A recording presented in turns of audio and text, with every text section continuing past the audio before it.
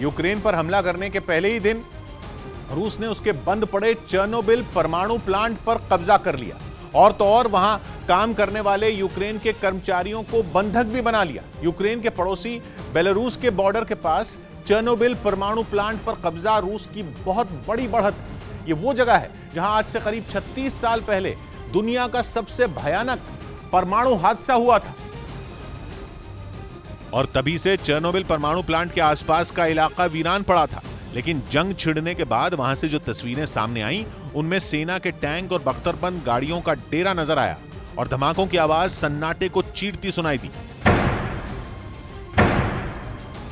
इससे पहले सैटेलाइट से ली गई कुछ ऐसी तस्वीरें भी जारी हुईं जिनमें सेना की गाड़ियों का एक लंबा चौड़ा काफिला बेलारूस यूक्रेन बॉर्डर के पास बहने वाली एक नदी के ऊपर सेना के बनाए पीपों के पुल से गुजरता नजर आया। सिर्फ इतना ही नहीं, इस इलाके से करीब 1.5 किलोमीटर दूर सेना की और कई दर्जन गाड़ियां बेलारूस के पास तैनात नजर आईं। चेर्नोबिल परमाणु प्लांट बेलारूस और यूक्रेन की सीमा के पास ही है।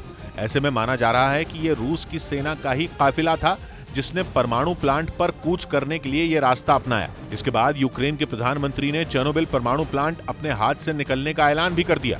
Чорнобильська зона, ДАС, так звана зона відчуження, і всі об'єкти Чорнобильської АЕС взяті під контроль російськими.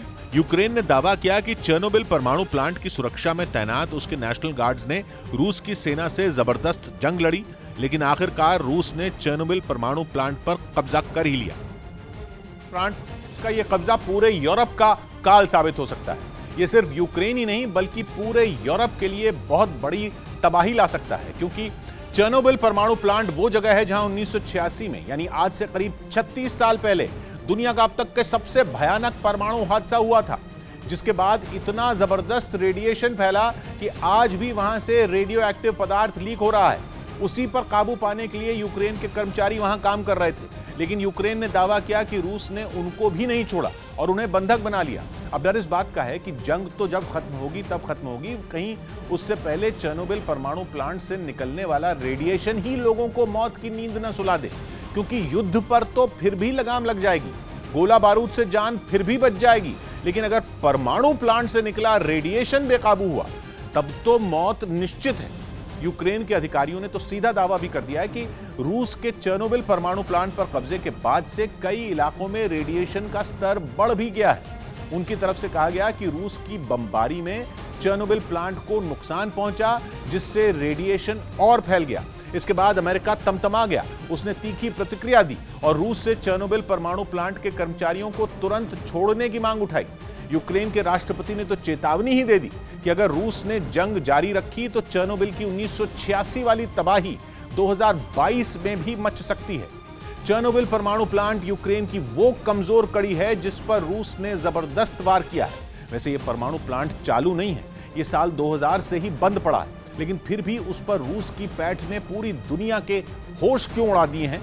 तो असल में 26 अप्रैल 1986 को चेर्नोबिल परमाणु प्लांट का एक न्यूक्लियर रिएक्टर फट गया था, जिसके बाद उससे रेडियो एक्टिव पदार्थ का ऐसा विस्फोट हुआ कि पूरे यूरोप पर रेडिएशन के काले बादल मंडराने लगे। ऐसा परमाणु हादसा कभी नहीं हुआ। विस्फोट के बाद 30 से ज्यादा लोग अपनी जान गंवा बैठे, लेकिन हादसे से पहले रेडिएशन से आज बरसों बाद भी जिन लोगों की मौत हुई उनकी तो कोई गिनती नहीं है। धमाके की वजह से फैला रेडिएशन इतना जबरदस्त था कि चेर्नोबिल परमाणु प्लांट के आसपास के इलाके को खाली करवा लिया गया था। यूक्रेन ने तो वहां से लगभग 1,35,000 लोगों को बाहर निकाला था और प्लांट के 32 किलोमीटर के दायरे में एक ऐसा एक्सक्लूजन जोन बना दिया गया था जहां कोई नहीं रहता। वो एक्सक्लूजन जोन आज करीब 36 साल बाद भी बना हुआ है और कई दशकों तक बना रहेगा, क्योंकि वहां से निकले रेडिएशन पर अब तक काबू नहीं पाया जा सका है। उसे रोकने के लिए दुनिया भर के देशों की कोशिशें जारी हैं।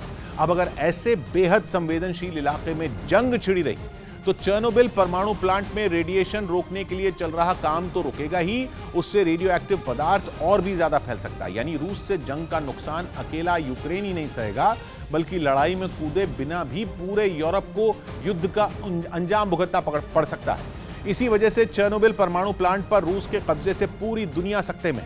चेर्नोबिल परमाणु प्लांट पर पकड़ भले ही जंग में जीत और हार तय नहीं करती, लेकिन ये रूस को ऐसी बढ़त दे देती है जिससे उसकी राह बेहद आसान हो सकती है। ऐसा इसलिए क्योंकि चेर्नोबिल परमाणु प्लांट यूक्रेन की राजधानी कीव के उत्तर में, दोनों के बीच लगभग 130 किलोमीटर का फासला है, जिसका मतलब यह है कि चेर्नोबिल प्लांट पर कब्जे ने रूस को कीव तक कूच करने का सीधा रास्ता दे दिया है। अगर रूस की सेना चेर्नोबिल तक पहुंच गई है तो फिर कीव उसके लिए ज्यादा दूर नहीं है। इसके साथ ही चेर्नोबिल प्लांट के कब्जे ने रूस को यूक्रेन की बेहद अहम निप्रोविस्का नदी तक भी पहुंच दे दी।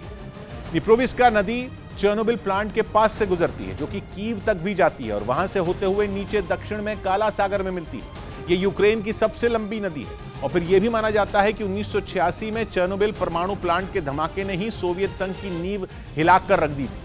उसके बाद वहां लोगों के मन में अपनी सरकार और सिस्टम के खिलाफ ऐसी बगावत उठी कि 5 साल बाद दुनिया के सबसे बड़े देश सोवियत संघ के टुकड़े टुकड़े हो गए और रूस के राष्ट्रपति व्लादिमीर पुतिन तो सोवियत संघ की उसी हार का बदला लेने की ठाने हुए हैं। इसी वजह से रक्षा विशेषज्ञ चेर्नोबिल प्लांट पर रूस के कब्जे को पुतिन की सांकेतिक जीत मान रहे हैं।